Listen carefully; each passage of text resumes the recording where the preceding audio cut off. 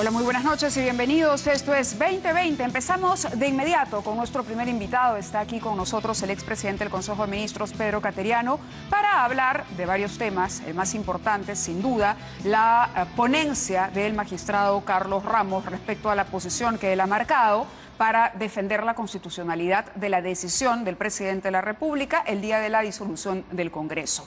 Han salido otras voces, hemos conocido hoy de varias, entre ellas los constitucionalistas Quiroga, García Toma, el propio doctor Urbiola, a decir que encuentran el argumento o el fondo de esta ponencia un tanto flojo.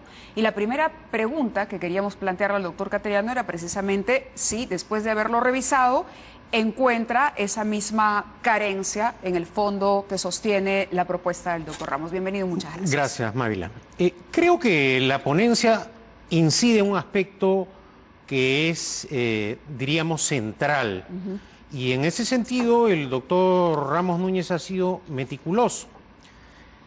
Él no solamente ha hecho una revisión del planteamiento de la cuestión de confianza, sino que también ha recurrido al análisis de la secuencia de hechos. Primero, la cuestión de confianza que planteó Salvador del Solar tenía dos aspectos.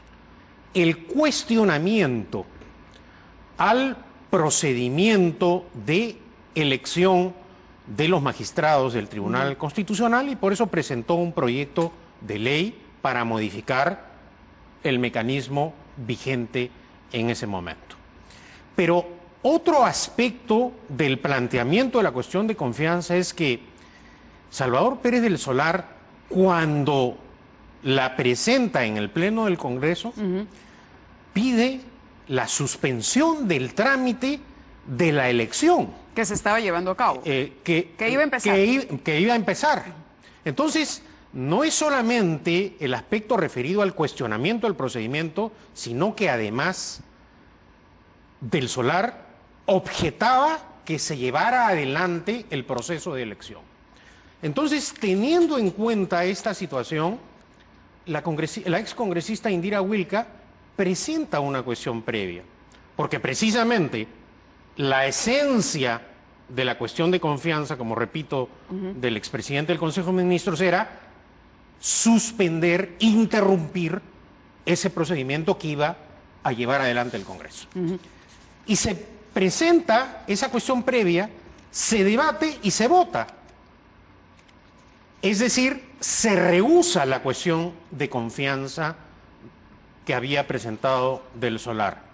Pero no contentos con ello, la mayoría decide luego elegir al candidato Ortiz de Ceballos como magistrado del Tribunal Constitucional, y ocurre una segunda votación. Embalados, van a la tercera votación y no sale elegido el doctor Palacios. En ese contexto, ¿qué cosa es lo que ocurre en el Congreso? Se dan cuenta que ya habían disparado la segunda bala.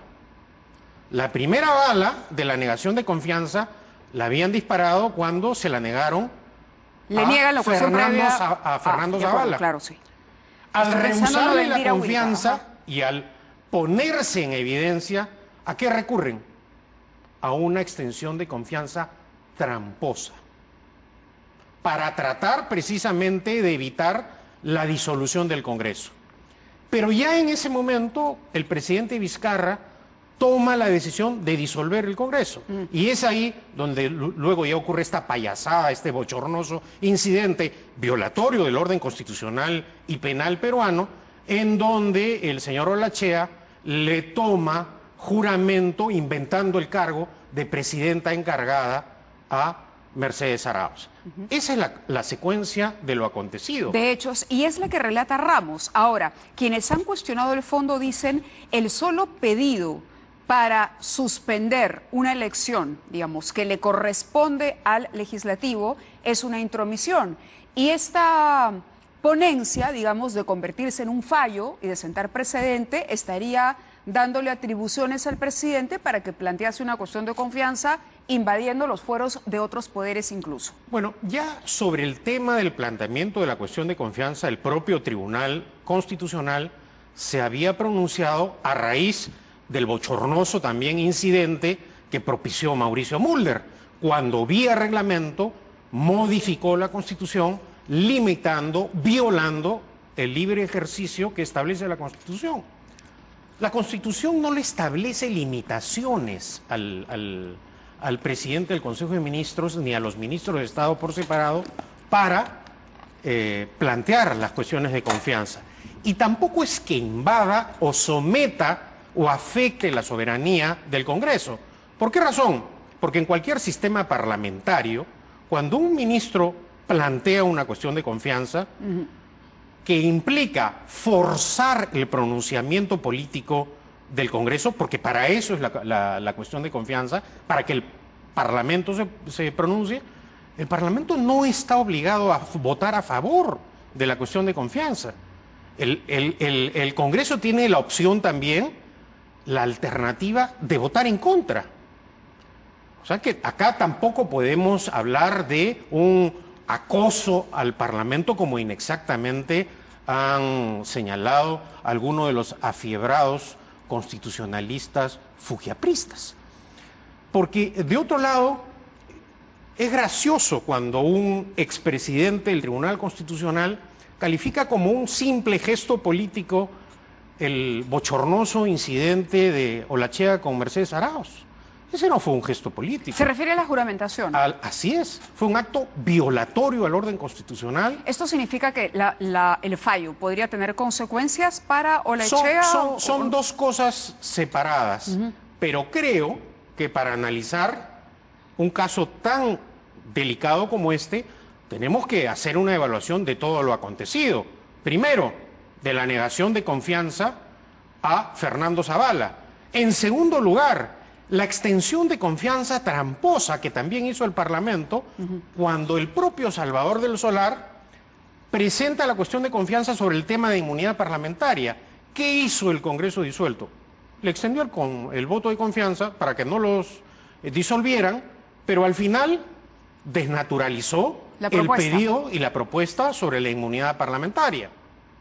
Claro, pensaron que en la segunda ocasión iba a ocurrir tal vez lo mismo. En ese contexto también pienso que el presidente pudo, pero no lo quiso en ese momento, disolver el Congreso. Pero acá ya era una cosa notoria y bochornosa. Y además, Mávila, creo que hay que destacar lo siguiente. No se ajusta a la verdad cuando se dice que no se votó. Para empezar, el término que emplea la Constitución es rehusar la cuestión de confianza. Si el señor del Solar se presenta al Congreso y dice, estoy en contra del procedimiento que establece la ley orgánica del Tribunal Constitucional para elegir a los magistrados, y además dice, solicito que se suspenda el proceso de la elección, es evidente que esa cuestión de confianza contenía dos aspectos. Claro, que justamente sobre eso, perdóname la interrupción, es que quería ahondar en este detalle, porque las críticas dicen, hay dos etapas, en efecto. Primero, el conflicto, y aquí viene la crítica, ¿no? El conflicto de competencia. Una cosa es el proyecto de ley, donde se propone una elección distinta, con que el Congreso puede evaluar, mejorar, en fin. Y la otra es interrumpir, paralizar un procedimiento a exigencia, bajo la exigencia de ser disuelto, dice.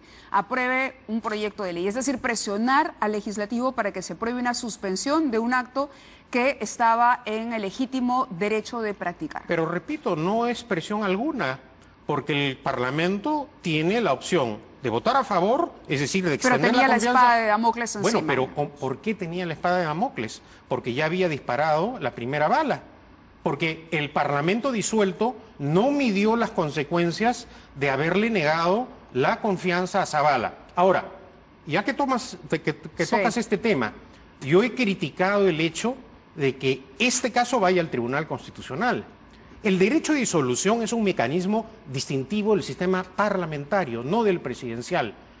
Y precisamente existe para zanjar los problemas cuando hay un enfrentamiento entre los poderes del Estado. ¿Y cuál es la consecuencia del ejercicio del derecho de disolución en el sistema parlamentario? El jefe de Estado, a pedido del jefe de gobierno, sin expresión de causa, solicita la disolución, el Congreso se disuelve e inmediatamente se convocan elecciones. ¿Para qué? Para que el pueblo, a través del voto, dirima el conflicto. En ningún caso el derecho de disolución ha sido diseñado para que en caso de conflicto se traslade esto a un tribunal. Eso no existe en ninguna parte del mundo. Y eso sí está destacado por Ramos. Es decir, Ramos hace mucho énfasis en la situación política, ¿no? Ayer decía Samuel Abad lo mismo, decía que se había llegado a una situación, y creo que textualmente lo señala el doctor Ramos en la ponencia, se había llegado a una situación en la que no había salida.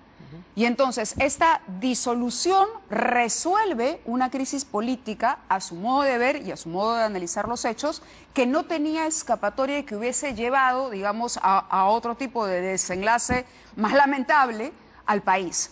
Y en eso se sustenta Ramos. Entonces, a ver, por ese lado, usted diría que fue una medida entonces que no debía llegar al tribunal, es decir, el tribunal debió rechazar la admisión de la demanda. Yo sostuve eso desde un comienzo. Porque lo que rechaza el tribunal es la medida cautelar, que era retornar todo al, digamos, a la situación anterior. Este procedimiento refleja el espíritu leguleyo del peruano. El mecanismo, y si revisamos no solo los antecedentes en el sistema parlamentario puro, sino también en el propio debate de la constituyente, nunca el constituyente dijo, dirime el problema a un tribunal, nunca. Eso no existe en ninguna parte del mundo. Pero ¿está claro todo, Pedro? La pregunta es, ayer también Samuel Abad decía, esto va a servir para que a partir de ahora queden claras las competencias del Ejecutivo, queden claras las competencias del Legislativo y de alguna manera se llenen vacíos Pero acá no hay ningún vacío. No lo hay, es decir, porque la duda quedó, el país se dividió. Hagamos un juicio en el contexto general, no solo en el particular. Cuando la Corte Suprema le pide al Congreso disuelto el levantamiento de la inmunidad para procesar parlamentarios, las normas vigentes eran clarísimas, ahí tenía que proceder. El problema era la clase de personas que ocupaban los cargos, que tenían otros intereses, defensa de asuntos criminales, defensa de intereses políticos, porque ¿cuál era el criterio que aplicaban esos parlamentarios? ¿Un criterio jurídico, un criterio político? No.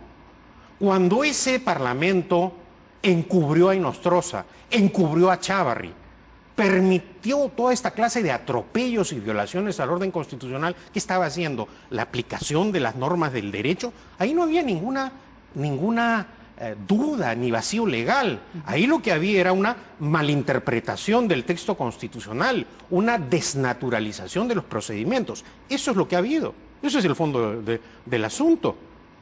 Y trampa. Cuando el Congreso disuelto le extiende la confianza a Del Solar sobre el tema de la cuestión de confianza y luego desnaturaliza esa propuesta, ¿qué hizo el Parlamento? Una criollada tramposa. Si le sumamos las trampas, las violaciones al orden constitucional, que empezaron, dicho sea de paso, Mávila, cuando se quiso, también violando el procedimiento de la Constitución, aplicarle la vacancia expresa a Kuczynski en 9 días, bajo las órdenes de la señora K. Entonces ha sido una sucesión de hechos. Esto ya llegó al límite. Por lo tanto, yo creo que acá no ha habido vacío legal, acá lo que ha habido es un objetivo político. El primero, ¿cuál fue? Cargarse a Kuczynski. Y el segundo objetivo político, ¿cuál era? Cargarse a Vizcarra. Y hasta ahora no han renunciado en su propósito los fujiapristas. ¿Por qué razón? ¿Cuál es la bandera que enarbola el señor Mulder? Vacar a Vizcarra.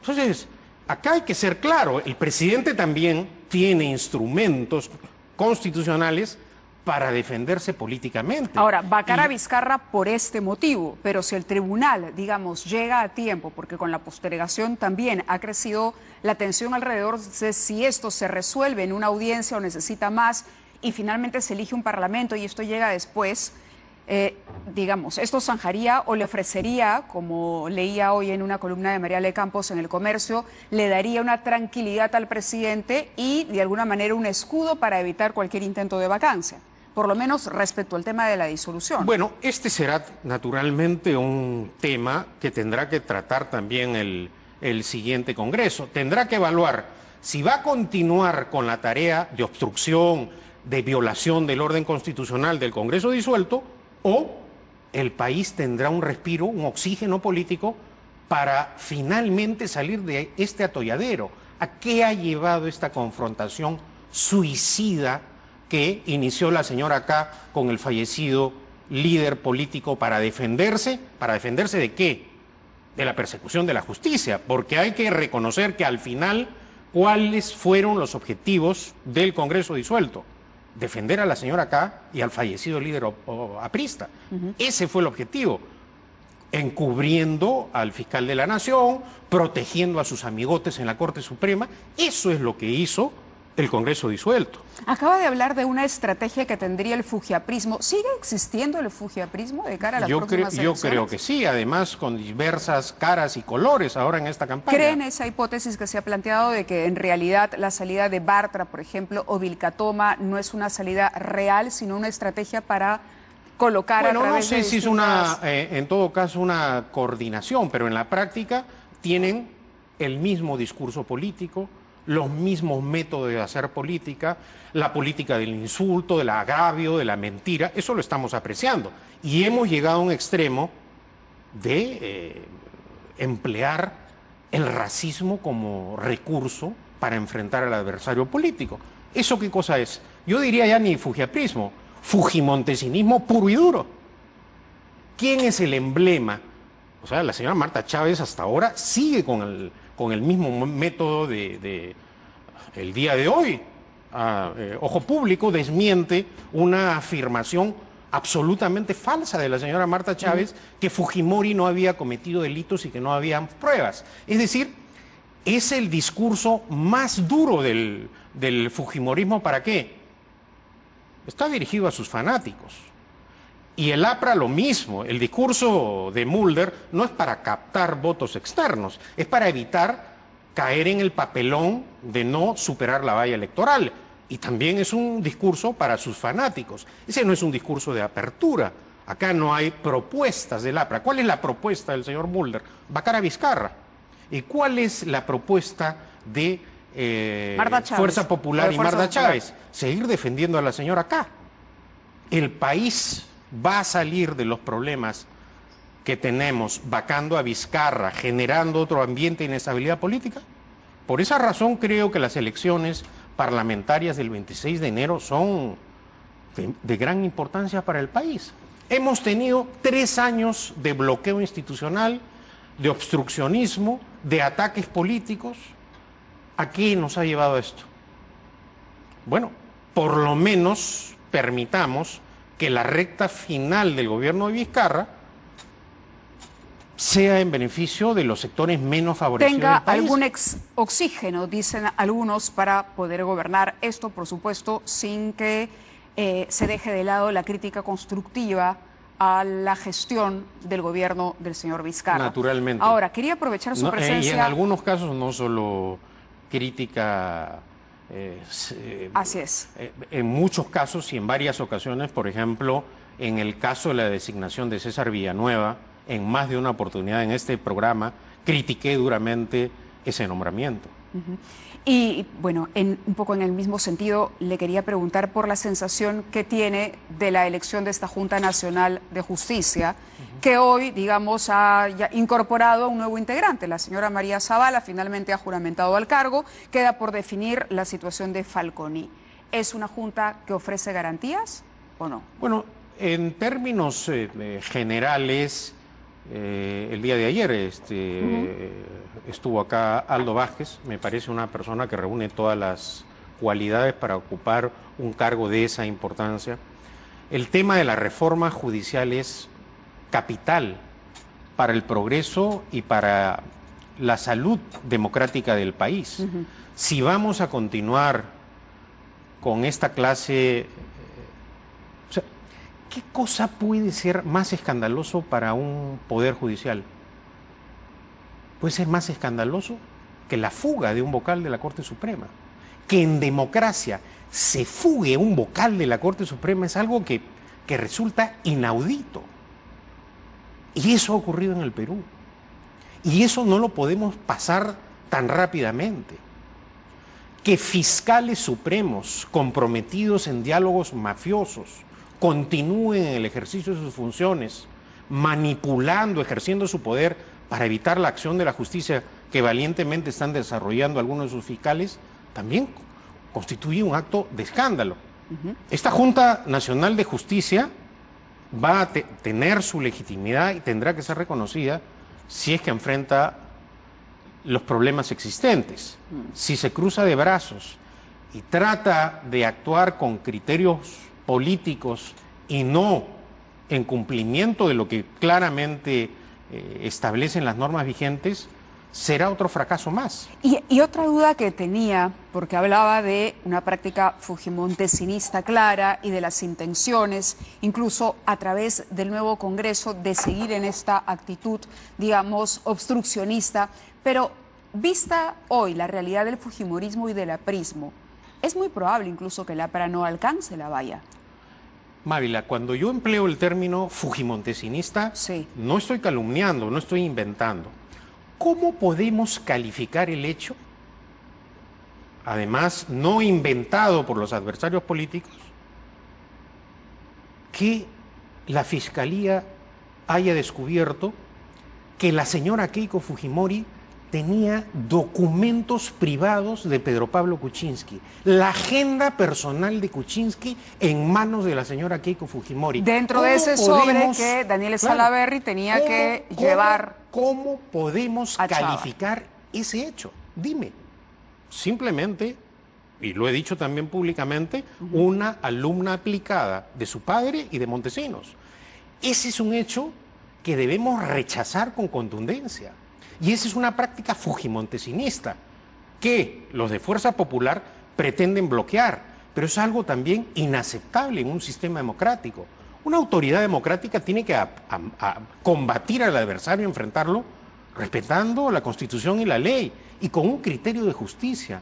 ¿Cómo puede ser posible que esta señora que tuvo todo el poder empleara estos métodos para llegar a obtener los documentos privados del presidente de la República o del expresidente de la República? ¿A qué nivel hemos llegado cuando ya prácticamente no nos indignamos por este hecho absolutamente vergonzoso y condenable, Mávila?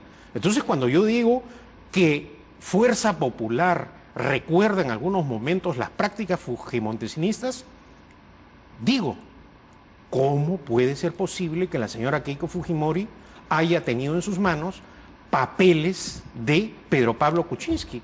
¿Cómo los obtuvo? ¿Cómo los obtuvo? O sea, eso tiene que ser aclarado por la justicia, naturalmente. Claro. Y cuando acá se dice que todo esto es producto del odio, de la venganza política, de la persecución, son argumentos que cada vez se vienen desbaratando, no digo por acción de los adversarios, sino por la labor que están realizando los fiscales Vela y José Domingo Pérez. Claro, pero a lo que iba es si realmente van a tener algún tipo de fuerza, digamos, porque evidentemente hay una merma en el poder. Es evidente que hay una merma en el poder. Sí. Hay quienes piensan que en efecto el fujimorismo se ha distribuido en distintos colores políticos para asegurarse una cantidad de representantes. Hay otros que consideran que más bien hubo una reingeniería interna en Fuerza Popular y que, por ejemplo, resultado de esa reingeniería es que ya Bartra no está más ahí y que hay un grupo de conservadores que encarna Solidaridad Nacional. No está Bartra, pero está la señora Chávez. Por eso. ¿Qué consuelo es ese? Bueno, pero ¿no? A lo que voy es... Mira, yo no quiero ser tan pesimista, yo confío que el pueblo peruano el 26 de enero actuará con responsabilidad. Finalmente, los padres de familia van a votar pensando en el futuro de sus hijos, de sus nietos. acá no se trata de un ajuste de cuentas político.